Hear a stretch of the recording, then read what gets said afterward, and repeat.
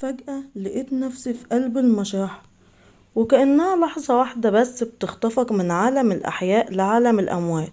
ومش أي أموات، دول اللي ماتوا ومحدش كرمهم بالدفن زي باقي الموت، بل استحلوا موتهم وعرضهم عرايا قدام العيون عشان تتفرج براحتها، عشان المشارط تقطع في لحومهم وتنتهك أجسامهم.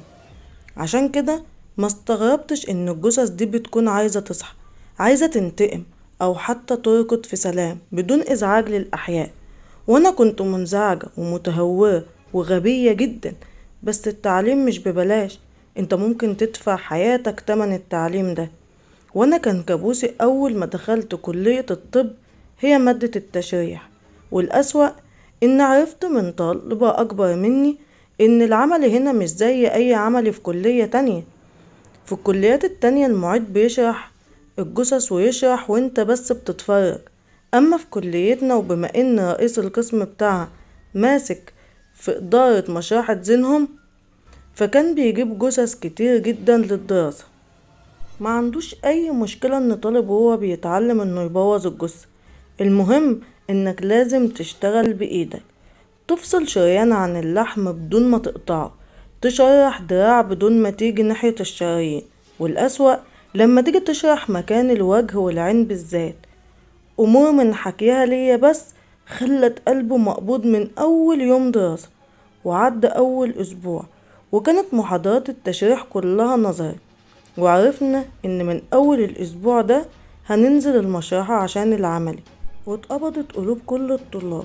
مش سهل إنك تشوف جثة قدام عينيك راقدة على الترابيزة قدامك، ومش سهل خالص لما يبقى مطلوب منك تغرز المشرط بتاعك في جسمها.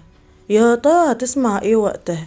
الجثة هتتألم، ولا فجأة هتمسك ايدك، ولا حتى هتفتح عينيها؟ هواجس مخيفة تخليك مش قادر تتكلم او حتى تفكر.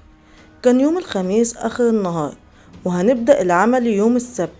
ومعرفش ليه وقفت في الدور اللي بيوديك للمشرحة، لأن مبنى الكلية كان مقسوم، نصفه للدراسة والسكاشن ونصه للمشرحة والعيادات. وطبعا كان في باب حديد بيفصل ده عن ده. كان المبنى ساكت خالص. بعد ما العيادات خلصت شغلها والتدريب والمحاضرات كلها خلصت، لقيت نفسي بقرب من الباب الحديد اللي بيفصل المشرحة عن الكلية في المبنى. والغريب ان ملقتش بتاع الامن واقف. بصيت على الباب الحديد برهبة وقربت منه، دوست على المقبض ولقيته اتفتح. معرفش ليه كنت زي المهووسة، عايزة بس اقرب من المشرحة، عايزة اشوف الأوضة اللي هدخلها يوم السبت، عايزة اكسر الرهبة اللي في قلبي دي، لان مرعوبة من يوم السبت. مش هعرف انام غير اني خايفة اصرخ يوم العمل او يغمى عليا، وقتها هبقى مسخرة الكلية كلها. وانا استحالة اسيب الموضوع يوصل لكل ده. مشيت في الدور اللي كنت سامعة فيه صوت خطواتي، وانا جسمي كله بيرتعش، حاسة برهبة كبيرة. وقدام عينيا لمحت اليافطة المشرحة، واتقبض قلبي اول ما قرأت الكلمة. حسيت ان هيغمى عليا، بس كان لازم احارب الشعور ده. كان في باب على اليمين، فتحته ودخلت. اول ما دخلت حسيت بكمية برودة فظيعة، برودة بتخبط في عظمك وتخلي جسمك كله يقشعر. مرت عليا ليالي شتا باردة جدا، بس استحالة تلاقي برودة زي دي غير في المشرح. كانت الحيطان والأرضية من الرخام الأبيض، وفي ضوء بسيط جاي من مصابيح صغيرة جوه الحوائط نفسها. مشيت خطوة ورا خطوة لحد ما وصلت القاعة كبيرة. على يميني وشمالي كانت في أدراج ومكاتب، تقريبا دي مكاتب الموظفين. لقيت نفسي بعدها قدام باب صغير، فتحته ودخلت. كانت الإضاءة ضعيفة شوية. مشيت خطوة ورا خطوة لحد ما لقيت نفسي واقفة قدام قدام جثث متغطية بأكياس بيضة شفافة، كانت ممددة في هدوء تام وكأنهم نايمين مش ميتين. رعب خام تقدر تحس بيه وانت واقف مكاني قدام كل الجثث دي. منظر مرعب ومخيف جدا، برودة وصمت وجثث قدامك نايمة في هدوء شديد. حسيت ان خلاص هيغمى عليا، وانا لو وقعت هنا هيجرالي حاجة. لازم اهرب من هنا، لازم. بس رجلي حرفيا ما كانتش شايلاني. حاولت اردد آية الكرسي عشان ربنا يقويني واخرج من هنا، بس فجأة سمعت صوت قاسي بيقول: انت ايه اللي جابك هنا؟ وقتها صرخت ووقعت على الارض، جسمي كله انهار تماما، ما بقتش قادرة انطق بنص كلمة. بصيت لاخر الاوضة، لقيت واحدة واقفة ولابسة روب ابيض وماسكة مشرط عليه دم. بصيت لها بفزع وانا مش قادرة اتحرك اهمس حتى. لقيت ملامحها لانت شوية وقربت مني وهي بتقول: ما تخافيش. ولقيتها وقفت قدامي ومدت لي ايدها عشان اقف. كنت برتعش، قلبي في سباق سرعة. لقيتها طبطبت عليا وقالت لي: انت في سنة اولى صح؟ هزيت راسي وانا جسمي بيرتعش. وطبعا فضولك اللي جابك هنا زي عادة طلاب سنة اولى. بعدها ابتسمت، ومع ابتسامتها جسمي بدأ يهدى وبدأ الرعب يروح من قلبي. اتكلمت بصوت بينازع: انا اسفة اني جيت هنا. ما تعتذريش، انا اللي غلطانة اني سبت باب المشرحة مفتوح، بس اعمل ايه بقى؟ عندي جثث لازم اجهزها اليوم السبت، وبعد عنك الشغل كتير. وبعدها مدت ايديها سلمت عليا وقالت: انا الدكتورة سميرة الطيب. ابتسمت لها وسلمت عليها وسكت خالص عشان تكمل: ايه بقى اللي جابك هنا؟ كنت عايزة اكسر رهبة المكان. بصت لي بصة غريبة وابتسمت ابتسامة غامضة وقالت: تحب تتميزي عن كل الطلبة اللي هنا؟ طبعا. طب تعالي معايا نجهز الجثة الأخيرة ونحقنها مع بعض وهوريك ان الموضوع بسيط. رغم ان جسمي كله اتلبش من كلامها، بس كنت متشوقة ان اشوف كل ده. مشيت وراها وانا متحمسة قوي. عدينا من بين ترابيزات الجثث ودخلنا من باب في اخر الاوضة، وجوه زادت البرودة قوي.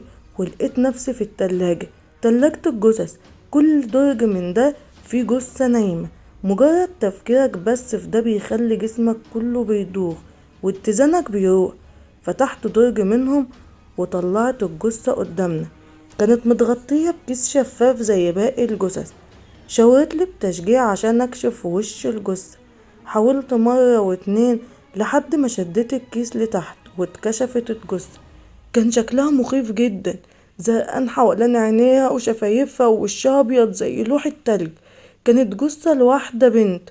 وغصب عني افتكرت وانا بتكلم مع طالبة اكبر مني لما قالت كل التدريب بيكون لجثة رجالة، ممنوع منعا بنتا عندنا ان تتكشف جثة لواحدة ست قدام الطلاب. استغربت، احنا ازاي هنجهز جثة بنت؟ وقبل ما انطق بكلامي ده ركزت في ملامح الجثة، ولقيت عينيا بتروح برعب ناحية تيكت على الدرج كان مكتوب عليه سميرة الطيب. ومسكت رعشة جسمي كله. بصيت لها بفزع وانا متخشبة زي الجثة اللي قدامي. لقيتها ابتسمت وقالت: يلا بينا. كنت تقريبا واقفة ما بنطقش ما بتحركش، حتى عينيا ما بترمش، كل حاجة واقفة حتى الزمن. لقيتها ادتني مشرط في ايدي وقالت لي: عايزاكي تفصلي طبقة الجلد عن دراع الجثة. كنت متنحة ببص للاسم على الدرج ووش الجثة. وقتها كملت كلام وقالت: بس بالراحة على جثتي عشان مزعلش منك. هنا بدأت أشهق بصوت مكتوم، كنت حاسة بقلبي هيقف. والبرودة وصلت للعمود الفقري فخلى الجسم كله يتنفض في ثواني. لقيتها وقفت قدامي، وفي اللحظة دي كانت عينها بيضة زي التلج. بصيت لعينيها وانا لسه واقفة، كل اللي بعمله اني بتنفض من الرعب. لقيتها بتشيل الجثة من الدرج وبتشاور على الدرج الفاضي وبتقولي: عايزاكي تنامي هنا. ووقع عليا كلامها زي الصعقة.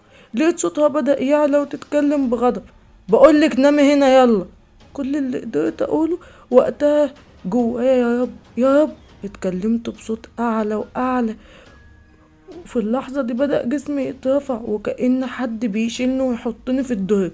ولقيت نفسي نايمة في درج الأموات، وشفت وشها بعينيها البيضة ووشها بيبتسم وهي بتقفل عليا الدرج.